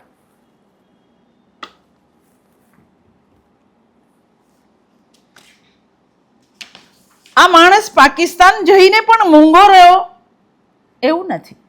એણે ત્યાં જઈને પણ જે લખ્યું એ કબીરના નામે, સિયા હાશિયાના નામે, એ બહુ જાણીતું છે. એની થોડીક વાત છેલ્લે કરીશ. પણ ખાલી આપણે પાર્ટીશનની જ વાત કરીએ તો મંટોને અન્યાય થાય. એટલે જાતીય જીવનને લગતી જે સમસ્યાઓ છે એની પણ એણે બહુ સરસ વાર્તાઓ લખી છે. ઉઘાડી આંખે દેખાતા સત્યથી મંટોએ કદી આંખ ન ફેરવી. એણે કદી એ સત્યને આદર્શના વાઘા ન પહેરાવ્યા, કદી એને સાકરમાં વીંટાળીને પણ ન આપ્યું. ડીએચ લોરેન્સ કે ફ્રોઈડ ન કહે તો પણ એક સર્વ સ્વીકૃત વાત છે કે માનવ કાયા એ માનવ અસ્તિત્વની સૌથી મોટી સચ્ચાઈ છે. આપણે આ નૈસર્ગિક વૃત્તિઓને ખાનગીમાં પંપાળી જાહેરમાં હંમેશા નૈતિકતાના નામે મોઢું ફેરવતા રહ્યા છે, એના અસ્તિત્વનો ઇનકાર કરતા આવ્યા છે. આપણી જિંદગીનું સૌથી મોટું જૂઠાણું એટલે આ નકાર. મંટો હંમેશા જૂઠાણા સામે લડ્યો. એની 5 વાર્તા વાંચવાની હું સલાહ આપું. એમાંની એકનો મેં અનુવાદ નથી કર્યો. બુ એટલે ગંધ, 5 દિવસ, બ્લાઉઝ, ધુઆ, ફાહા. ફાહા એટલે આપણે કશે વાગ્યું હોય ને એના પર જે પૂમડું મૂકીએ રૂનું, એને ફાહા કહેવાય. અને સ્વરાજ કે લીએ, એ મેં નથી કરી કારણ કે બહુ જ લાંબી છે. પણ એમાં એણે ગાંધીજીની મશ્કરી કરી છે. જો મંટો હંમેશા ખાદીધારી હતો, એણે ખાદી સિવાય કશું નથી પહેર્યું. ગાંધી માટે એને બહુ આદર છે, પણ ગાંધીના બ્રહ્મચર્યની વાત સામે એને બહુ વિરોધ છે. અને એટલે એણે સ્વરાજ કે લીએ નામની વાર્તા લખી. મંટોને આ પ્રામાણિક આલેખનમાં કોઈ નૈતિક ધાર્મિક પ્રતિબંધો નથી નડ્યા. માનવ શરીરનો, માનવીય ભાવનાઓનો આદર કરવા માટે એ નીતિની પ્રચલિત વિભાવનાઓને ગાંઠતો નથી. 5 દિવસ વાર્તાનો પ્રોફેસર, એ હકીકતે તો મંટોને પોતાને જ્યારે ટીબી થયેલો ત્યારની જ કથા છે. જો બહુ સાચું એને વિશે વાંચો, જેને બહુ ઈચ્છા થાય આના સિવાય વાંચવાનું, એને દસ્તાવેજ ભાગ 1 થી 5 જે રાજકમલ પ્રકાશને બહાર પાડેલા છે એ વાંચો. એમાં મંટોનું બધું જ છે. એણે કહ્યું સ્વરાજ કે લીએ વાર્તામાં કે દુનિયામાં આટલા સુધારકો પેદા થયા, લોકો એમની કહેલી વાતો ભૂલી ચૂક્યા છે. મને એ નથી સમજાતું કે આજના સુધારકો એમ કેમ નથી વિચારતા કે એ માણસનો ચહેરો બગાડી રહ્યા છે. મને કેટલી બધી વાર રાડો પાડીને કહેવાની ઈચ્છા થાય કે ખુદાને ખાતર માણસને માણસ રહેવા દો. તમે એનો ચહેરો બગાડી ચૂક્યા છો. ઠીક છે, પણ હવે તો એના હાલ પર રહેમ કરો. તમે એને ખુદા બનાવવાની કોશિશ કરો છો, પણ એ બિચારો તો એનો માણસપણો ગુમાવી રહ્યો છે. હજારોમાં કોઈ એકાદ બે માણસ કામ, જાતીય ઈચ્છાને મારી શકે. બધા જ જો કામને ભસ્મ કરી દેશે તો એની રાખને આપણે શું કરીશું? જે આદર્શના પગ ધરતી પર નથી એની વ્યર્થતાની વાત મંટો સ્વરાજ કે લીએ વાર્તામાં કરે છે. એ કહે છે, આઝાદી મેળવવા માણસ મરી શકે એ હું સમજી શકું છું, પણ એના માટે થઈને એ બિચારાને ભાજીની જેમ ટાઢો કરી દેવામાં આવે એ મારી સમજ બહારની વસ્તુ છે. એટલે બ્રહ્મચર્ય એ મને કોઈ દિવસ ગળે ઉતર્યું નથી એવું એ કહે છે. એ કહે છે કે જેનામાં ખૂબસૂરતીની ચાહ ન હોય એને તમે માણસ કેવી રીતે કહેશો?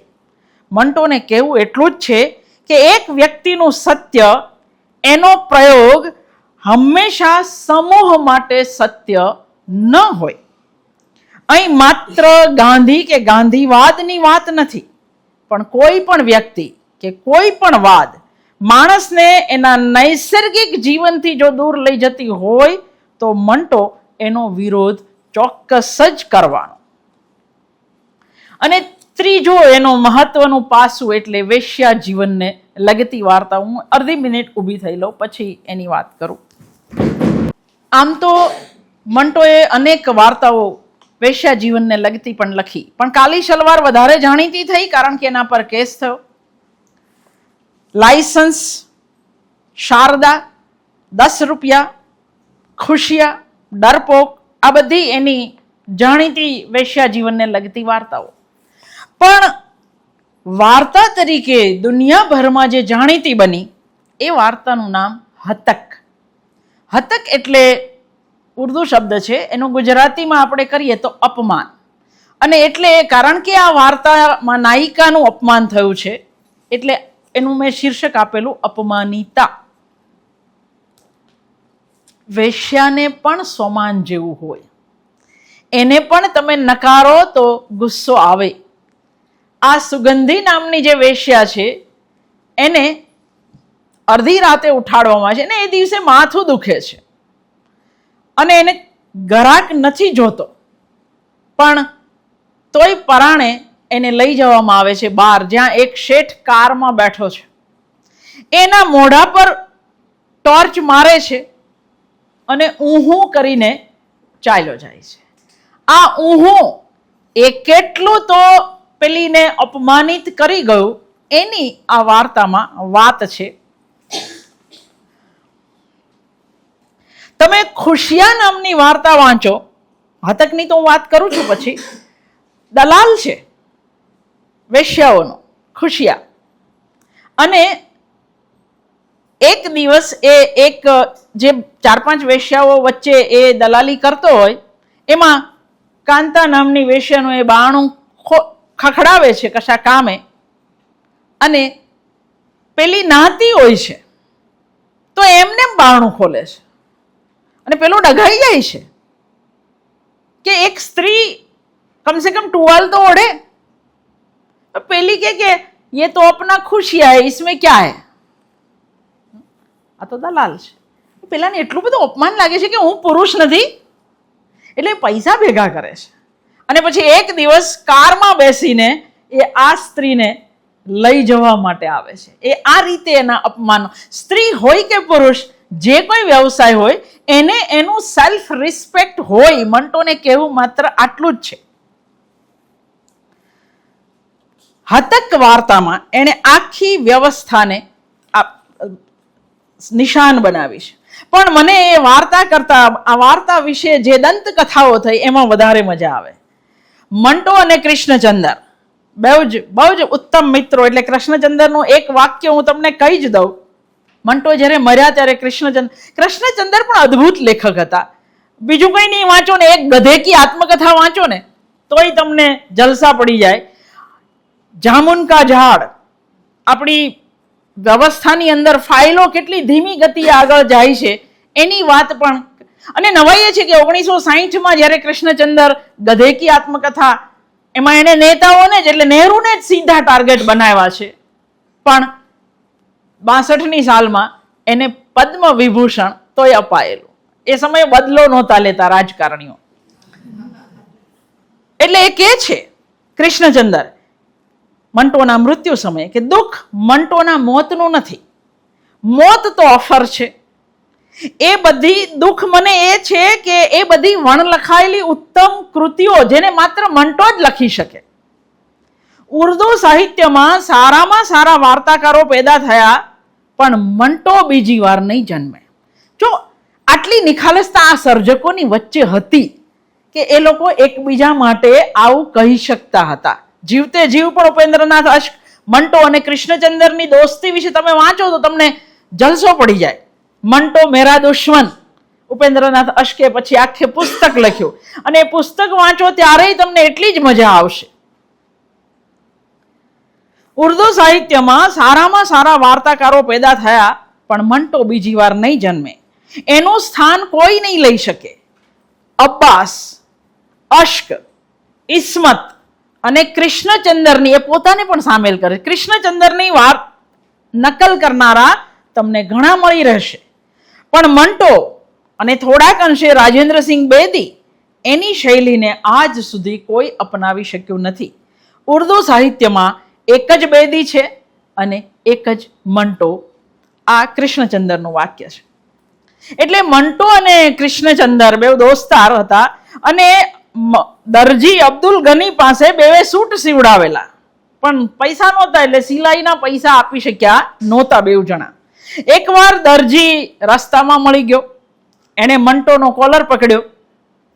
હતક વાર્તા તે લખી છે? મંટો ગુસ્સે થઈને કે હા લખી છે તો શું થઈ ગયું? તારા પૈસા ઉધાર છે એનો અર્થ એવો નહીં કે તું મારી વાર્તાનો વિવેચક બની જાય. કોલર છોડ.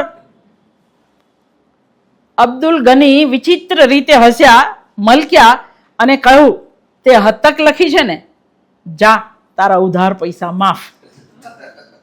પણ મંટો વધારે ગુસ્સે થયો, બબડ્યો. સાલો શું સમજે છે એના મનમાં? હું એની પાઈએ પાઈ ચૂકવી દઈશ. હતક મારી સારી વાર્તા છે. અરે હતક તો મારી સૌથી ભંગાર વાર્તા છે. પણ આ ઘટનાને વિષય બનાવીને દેવેન્દ્ર સત્યાર્થી, જે મંટોને ને દેવેન્દ્ર સત્યાર્થીને ઊભા ન પડતું, જરાય નહીં પડતું, એકબીજાને ગાળ દેતા, પણ મંટોના મૃત્યુ સમયે દેવેન્દ્ર સત્યાર્થી બધી જ કડવાશ બાજુ પર મૂકી અને લખે છે. આપણને દેવેન્દ્ર સત્યાર્થી માટે પણ આદર થાય, આવું લખી શક્યા એના માટે. દેવેન્દ્ર લખે છે કે ખુદાએ મંટોના ખભા પર હાથ રાખીને પૂછ્યું, ઉપર ગયો પછી, પેલી ટોબા ટેક્સિંગ તે લખી છે? મંટોએ કહ્યું, હા લખી છે. તો 42 વર્ષ 8 મહિના ને 7 દિવસ તારી પાસેથી ઉધાર લીધા, એનો મતલબ એવો નહીં કે તું મારી વાર્તાનો વિવેચક બની જાય. હાથ ખસેડ મારા ખભેથી. ખુદાના ચહેરા પર એક વિચિત્ર મલકાટ આવ્યો અને મંટોના ખભા પરથી એણે હાથ ઉઠાવી વિચિત્ર નજરે જોતા કહ્યું, જા તારા બધા ગુના માફ. તે ટોબા ટેક્સિંગ લખી. મંટો જરાક વાર ખામોશ રહ્યો, પછી ગુસ્સે થયો. સાલ્લો ખુદા એના મનમાં શું સમજે છે? મને ડરાવે છે. એણે મને 42 વર્ષ 8 મહિના ને 7 દિવસ ઉધાર આપ્યા, પણ મેં તો સુગંધીને સદીઓ આપી. પાત્ર જીવે હંમેશા, ને વાત એ સાચી છે. મંટોની સુગંધી કાયમ જીવવાની છે. દરજીથી લઈને મોટા ગજાના વિવેચકોને ગમી ગયેલી આ વાર્તા વેશ્યા જીવનને વિષય બનાવતી વાર્તાઓમાં શ્રેષ્ઠ છે એવું દુનિયાના લગભગ બધા જ વિવેચકો માને છે. મંટો પહેલા સાહિત્યમાં વેશ્યાનું સ્થાન નહોતું એવું નથી, પણ મોટે ભાગે એ તિરસ્કારને પાત્ર, સમાજના કલંક રૂપે આલેખાતી. મંટો માને છે કે દુનિયાની દરેક વેશ્યા પહેલા સ્ત્રી છે અને પછી એ વેશ્યા છે.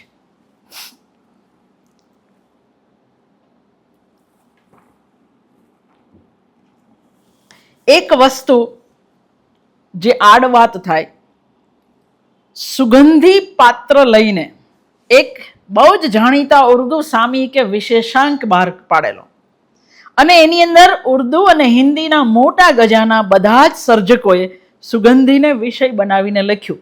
સાહિત્યના ઇતિહાસમાં આવી બીજી કોઈ ઘટના બની નથી કે એક પાત્રને લઈને લોકો આટલી હદે લખે.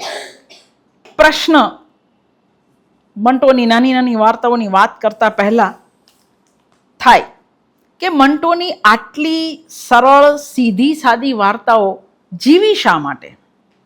એની મોટા ભાગની વાર્તામાં કૃત્રિમ જટિલ શૈલી જોવા મળતી નથી. 4 વિવેચકો 4 અર્થઘટન કરે એવું મંટોની વાર્તા બાબતે કદી બન્યું નથી જે આપણી વાર્તાઓ માટે બને છે. તો એ કેમ જીવતી રહી? એ વિભાજનવાળી વાર્તા હોય, વેશ્યા જીવનને લગતી વાર્તા હોય કે પછી જાતીય જીવનને લગતી વાર્તાઓ હોય. કાળના પ્રવાહમાં મંટોની વાર્તાએ પોતાનું વજૂદ કેમ ન ગુમાવ્યું? આ બહુ મોટો કોયડો વિવેચકો માટે પણ છે. અને મને પણ નવાઈ લાગે, મારી કોઈ ચોપડી 2000-3000 થી વધારે નથી વેચાઈ, પણ આ 12,000 નકલ ગુજરાતીઓએ વાંચી. એનો અર્થ કે લોકો મંટોને આજે હજુ વાંચે છે એવો અર્થ થાય. આપણને વિશ્વ સાહિત્યની જે પ્રશિષ્ટ કૃતિઓમાં અનુભવનો જે વ્યાપ, જે દર્શન દેખાય, એનો પણ મંટોમાં તો અભાવ છે. અને છતાંય એ પોતાના સ્થળ કાળ બધાને અતિક્રમી જઈ અને કાયમ પ્રસ્તુત રહ્યો. આજે જેટલી પ્રસ્તુત છે એટલી આવતીકાલે રહેશે એવું વિવેચકો કહે છે. આપણે ઈચ્છીએ કે બધી ન રહે, પણ વિવેચકો એવું કહે છે. આપણે જેને મોટા સાહિત્યકાર કહીએ છીએ એમાંના મોટા ભાગના કાં તો પોતાના યુગના પથદર્શક બની જાય છે અથવા યુગનો આદેશ માથે ચડાવે છે. મંટો આ બેઉ બાબતે જુદો પડ્યો. ન તો એણે નવી દુનિયા રચવાના મનસૂબા સેવ્યા, ન એણે આસપાસની દુનિયાને એવી છૂટ આપી કે એ દુનિયા એને પોતાના ઢાળામાં ઢાળી લે. અનુભવની સચ્ચાઈને અક્ષુણ્ણ રાખી એ હંમેશા વાસ્તવિકતા બયાન કરતો રહ્યો. એની વાર્તાઓની તીખી કડવી શૈલી નસ્તરની જેમ આરપાર ઉતરી જાય. એનો વ્યંગ તમને એક તમાચો મારે. કૃષ્ણચંદ્ર કહે છે, મંટોની નફરતમાં મોહબ્બત હતી, નગ્નતામાં આવરણ હતું. ચરિત્રહીન સ્ત્રીઓની કથામાં એણે સાહિત્યની સદચરિત્રતા આલેખી. જિંદગીએ મંટો સાથે ભલે ન્યાય નથી કર્યો, પણ કૃષ્ણચંદ્ર કહે છે સમય મંટોને ચોક્કસ ન્યાય આપશે. મંટોએ કહ્યું છે, મારા લખાણો તમને કડવા, તીખા અને તુરા લાગે છે, પણ આજ દિવસ સુધી જે મીઠાશ તમારી સામે પીરસાય એનાથી માનવતાને શો ફાયદો થયો? લીમડાના પાન ભલે કડવા હોય, પણ લોહી તો એ જ ચોખ્ખું કરે છે. એણે પોતાની જાત માટે એને બહુ અહોભાવ હતો. એ પોતાને મોટો સર્જક માનતો હતો. એટલે એણે પોતાની કબર પર લખાવવા માટે એક લખાણ 18/8/54, પછી 18 જાન્યુઆરીએ મર્યા 55માં, પણ એણે 18 ઓગસ્ટ 54ના દિવસે એક લખાણ લખી રાખેલું, મારી કબર પર આ રીતે લખવું. એને લખ્યું છે, અહીં સાદત હસન મંટો દફન થયેલ છે અને એની સાથે વાર્તા કળાની બધી યુક્તિ પ્રયુક્તિ પણ દફન થયેલી છે. આજે પણ એ કબરમાં પડ્યો પડ્યો વિચારી રહ્યો છે કે એ પોતે મોટો સર્જક છે કે પછી ખુદા. તમને મંટોના આ આપ વખાણ સામે વાંધો હોય તો પણ આપણે એ સ્વીકારવું પડે કે મંટો ભારતીય સાહિત્યની બહુ મોટી પૂંજી છે, એટલું તો આપણે માનવું જ પડે. પૂરું કરું, પછી 1-2 વાત કરીશું. આપણે કહેવું હોય તો મંટો એક વ્યક્તિ હતો, પણ આ નામ દ્વારા એક યુગ, એક જીવન અને કલાની એક શૈલી, એક માનસિક, સામાજિક અને રાજકીય દૃષ્ટિકોણ, એક નૈતિક મૂલ્ય અને એક માનવીય અવધારણા, આ બધાની ઓળખ મંટો નામથી થાય છે. એણે ધર્મ, કોમ, નાત, જાત, રાષ્ટ્ર આ બધાથી ઉપર ઉઠીને લખ્યું હંમેશા. અને એટલે એની વાર્તાઓમાં સહન કરનાર કે જુલમ કરનાર કોઈ એક કોમના નથી. જો તમે પૂર્વગ્રહના ચશ્મા નહીં પહેર્યા હોય તો મંટોની નિર્મમતા પાછળ જે ઊંડી માનવીય નિસ્બત પડી છે એ તમે જોઈ શકશો. મંટોની વાર્તાઓની સરળતાથી છેતરાઈ જનાર ભાવક એ વાર્તાઓની ઉઘાડી સંકુલતાને નહીં પામી શકે. This is a open complexity. એ સરળ છે એવો વહેમમાં ન રહેવું, એની અંદર સંકુલતા છે પણ ઉઘાડી સંકુલતા છે. આમ પણ મંટોને પામવા ઈચ્છનારે ભારતીય સમાજને એની તમામ સંકુલતાઓ સાથે પામવો પડે. ભારતીય સમાજની જટિલતા, સામાજિક, ધાર્મિક અને રાજકીય સ્તરે ગૂંચવાયેલા માનવીય મનની આંટીઘૂંટી સમજનાર ભાવક મંટોની વાર્તાના વિવિધ પરિમાણોને પામી શકશે, એની વેદનામાં ભાગીદાર બની શકશે. જ્યાં સુધી શોષક અને શોષિતોના બે વર્ગ રહેવાના, જ્યાં સુધી માણસ ઇતિહાસમાંથી પાઠ ભણવાને બદલે એનું પુનરાવર્તન કરતો રહેવાનો, જ્યાં સુધી માણસની અંદર વસતો હેવાન જાગતો રહેવાનો, જ્યાં સુધી માણસ માણસાઈ સિવાયના ધર્મો, સંપ્રદાયોના દાયરાઓમાં અટવાતો રહેવાનો, ત્યાં સુધી મંટોની વાર્તાઓ કાયમ જીવતી રહેવાની. Thank you very much. એક બે વાતો આપણે વાંચીશું, પણ પ્રશ્નો હોય તો હું પહેલા લઈશ, પછી આપણે એક બે સિયાહ હાંસીએ અને વેશ્યા વિશેનો એના લેખમાંથી 2-4 લીટી. બાકી હું મંટોના નાટકો માટે, ચરિત્ર ચિત્રણ માટે, મંટોની અટક કેમ મંટો પડી એ બધું જ લાવેલી, પણ એ બધા કરતા સર્જક મંટોમાં આપણને વધારે રસ છે એટલા માટે. તમે પ્રશ્ન પૂછશો? હા. મંટોની પીડા મંટોમાં, કારણ કે મંટોનું ઉર્દુ અઘરું નથી. એણે 100 રેડિયો નાટક લખેલા છે. એ વધારે રેડિયો પર કામ કરતો, વધારે ફિલ્મ જગતનો માણસ હતો. એટલે મને ને તમને જે મુગલે આઝમ કે ગઝલ કે મેરે મહેબૂબ જેવી ફિલ્મ જોવામાં કોઈ પ્રશ્ન નથી થતો, એમ મંટોમાં પણ આપણને કોઈ પ્રશ્ન ન થાય. પણ એની જે પીડા છે સારી નાખે. અને મેં આ શરૂ કરેલું પીડામાંથી પલાયન સાધવા માટે 2002ના ગુજરાતની જે પીડા હતી એ સુવા નહોતી દેતી રાત્રે, અને ત્યારે હું મંટો પાસે ગઈ. અને મંટોએ મને એક શાતા એ રીતે આપી, સર્જક એરિસ્ટોટલે કહ્યું છે ને કે તમારી પીડાને ચરમ પર લઈ જાય અને પછી તમને એક શાતા આપે. મંટો મને 2 વસ્તુ બતાવી કે આપણે આવા જ હતા. આપણે હમણાં નથી બગડ્યા, આપણે થોડાક બગડેલા જ હતા, ઘણા સમયથી બગડેલા હતા. એટલે ઉર્દુએ મને નથી હંફાવી બિલકુલ. ઉર્દુ હંફાવી હમણાં મને સૌથી વધારે જેમાં મને તકલીફ થઈ, ઇસ્મત આપાને મેં હમણાં ટ્રાન્સલેટ કર્યા, એની 10 વાર્તાઓને, એણે મને હંફાવી. અમુક સર્જકો તમને ના પાડે કે મને ગુજરાતીમાં ના લઈ જા, એમાંની એક ઇસ્મત એ ના પાડશે તમને. એટલે એની ભાષા તમને ના પાડશે, એની જે રવાની હોય, એની જે લિજ્જત હોય એ તમને ના પાડે. મંટોમાં એવું નથી.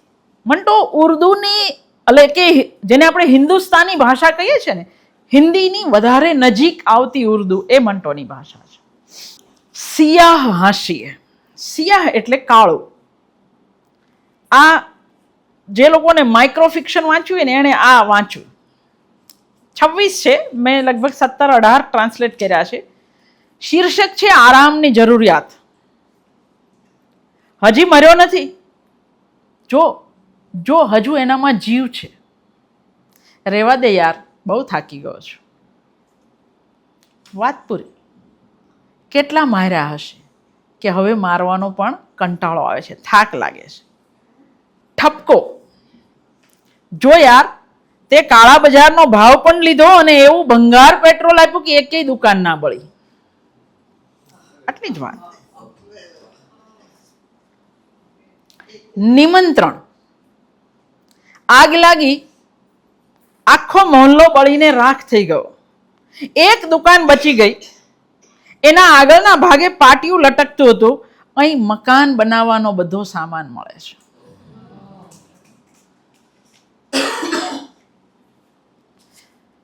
જોડા. ટોળાએ રસ્તો બદલ્યો અને ટોળું સર ગંગારામના પૂતળા પર તૂટી પડ્યું. સર ગંગારામ હોસ્પિટલ દિલ્હીમાં પણ છે, લાહોરમાં પણ છે. ટોળાએ રસ્તો બદલ્યો, સર ગંગારામના પૂતળા પર તૂટી પડ્યું. લાઠીઓ, ઈંટ, પથ્થર જે હાથ ચડ્યું તે પૂતળાને પહેરાયું. મોઢા પર ડામર ચોપડ્યો. એટલી વારમાં પોલીસ આવી, ગોળીબાર શરૂ થઈ ગયો.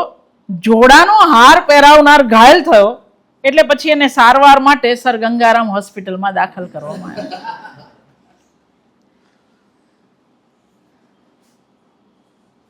સોરી, છરી પેટને ચીરતી નાભી સુધી નીચે ચાલી ગઈ. લેંઘો ચીરાઈ ગયો. છરી મારવાવાળાના મોઢામાં અચાનક જ પસ્તાવાના બોલ સરી પડ્યા. મિસ્ટેક હો ગયા. તો આ મંટો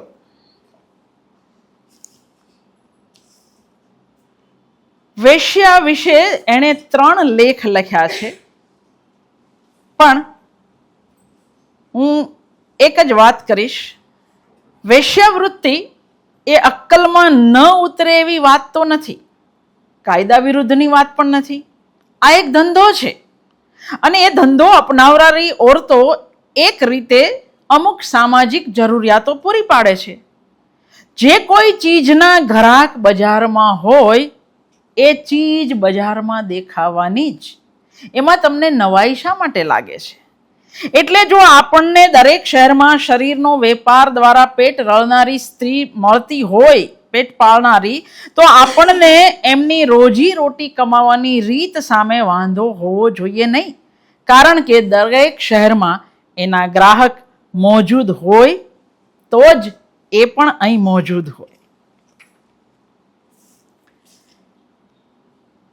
એ કહે છે, ટાઈપિસ્ટ સ્ત્રીને આપણે નવાઈથી નથી જોતા, દાયણનું કામ કરનારને પણ નવાઈથી નથી જોતા, તિરસ્કાર પણ નથી કરતા એનાથી, માથા પર ગંદકી ઉઠાવીને લઈ જનારથી પણ નફરત નથી કરતા. પણ નવાઈ એ વાતની છે કે સારી યા ખરાબ રીતે પોતાનું શરીર વેચનારી સ્ત્રીઓને આશ્ચર્ય, નફરત અને તિરસ્કારની નજરે જોવામાં આવે છે. સજ્જનો, આ વેશ્યાવૃત્તિ બહુ જરૂરી ચીજ છે. તમે શહેરમાં સરસ મજાની ચમકતી ગાડીઓ જુઓ છો ને, પણ એ સુંદર ગાડીઓ શહેરભરની ગંદકી, કચરો ઉઠાવવાના કામમાં નથી આવતી. એના માટે કચરો ઉઠાવવા માટે બીજી ગાડીઓ હોય છે જે બહુ ઓછી નજરે પડે છે, અને જો નજરે પડે તો તમે નાકે રૂમાલ દાબી દો છો. જેમ એક કચરો ઉંચકતી ગાડીઓનું હોવું જરૂરી છે, એ જ રીતે વેશ્યાઓનું વજૂદ પણ જરૂરી છે.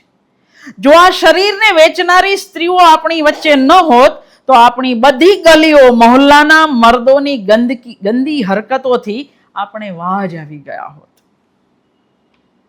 અનુભવ કહે છે, વેશ્યાઓ મોટે ભાગે ધર્મભીરુ હોય. દરેક હિન્દુ વેશ્યાના ઘરના એકાદા ખૂણામાં કૃષ્ણ ભગવાનની કે ગણેશજીની મૂર્તિ ચોક્કસ હોય. એક ઘરેલું સ્ત્રીની જેટલી જ શ્રદ્ધાથી આ વેશ્યા પણ મૂર્તિની પૂજા કરે છે. મુસલમાન વેશ્યા રમજાનના રોજા રાખે છે, મોહરમ મહિનામાં ધંધો બંધ રાખે છે, એ ગરીબોની મદદ કરે છે, ખુદાની બંદગી કરે છે. આવું જ બધા ધર્મોની વેશ્યા માટે પણ. તમને કદાચ આ ઢોંગ લાગે, પણ હકીકત એ છે વેશ્યાઓ ધંધામાં શરીર લગાડે છે, આત્મા નહીં. ચરસ કે ભાંગનો વેપારી બંધાણી હોય એ જરૂરી નથી. અને આ માત્ર મંટો જ કે, એટલે જ માર ખાય એવો હતો. ચરસ કે ભાંગનો વેપારી બંધાણી હોય એ જરૂરી નથી, તો એની સામે બધા મૌલવી કે બધા પંડિતો પવિત્ર હોય એવું કોણે કહ્યું? તમે શરીરને પીંખી શકો, રૂહને નહીં. તમે એના રૂહ સુધી કદી પહોંચતા નથી. દરેક સ્ત્રી વેશ્યા નથી હોતી, પણ દરેક વેશ્યા સ્ત્રી તો હોય જ છે, એ કાયમ યાદ રાખવું. વેશ્યાના કોઠા પર હું ને તમે નમાજ પડવા નથી જતા. આપણે ત્યાં જે ગરજે જઈએ છીએ એ જગ જાહેર છે. જો આપણે બે રોકટોક ત્યાં જઈ શકતા હોઈએ, જો દરેક સ્ત્રી પોતાની મરજીથી વેશ્યા બની શકતી હોય અને લાયસન્સ લઈને શરીર વેચી શકતી હોય, તો હું અને તમે એની વાત કેમ નથી કરી શકતા? જો વેશ્યાનો ઉલ્લેખ અશ્લીલ હોય તો એનું વજૂદ પણ અશ્લીલ હોવું જોઈએ. જો એનો ઉલ્લેખ વર્જ્ય હોય તો આ ધંધો પણ વર્જ્ય હોવો જોઈએ. વેશ્યાના વજૂદને મિટાવી દો, ચર્ચા આપોઆપ બંધ થઈ જશે. પણ છેલ્લે અદ્ભુત કે છે, વેશ્યાનું મકાન એક એવો જનાજો છે, જનાજો જેને સમાજે પોતાના ખભા પર ઉંચકેલો છે. સમાજ જ્યાં સુધી આ જનાજાને ક્યાંય દફન નહીં કરે ત્યાં સુધી એના સંદર્ભે વાત થતી જ રહેશે. આ લાશ સડેલી, ગળેલી, ગંધાતી, ચીતરી ચડે એવી ભલે હોય, પણ તોય એનું મોઢું જોવામાં વાંધો શું છે? શું એ આપણી કંઈ નથી થતી? શું આપણે એના કંઈ નથી થતા? અમે સર્જકો ક્યારેક ક્યારેક કફન ખસેડી એનું મોઢું જોતા રહીશું અને બીજાઓને પણ ધરાર દેખાડતા રહીશું. કાલી સલવારમાં મેં એવી એક લાશનું મોઢું દેખાડેલું અને હતકમાં એવી બીજી એક લાશનું મોઢું દેખાડ્યું. તો આ મંટો.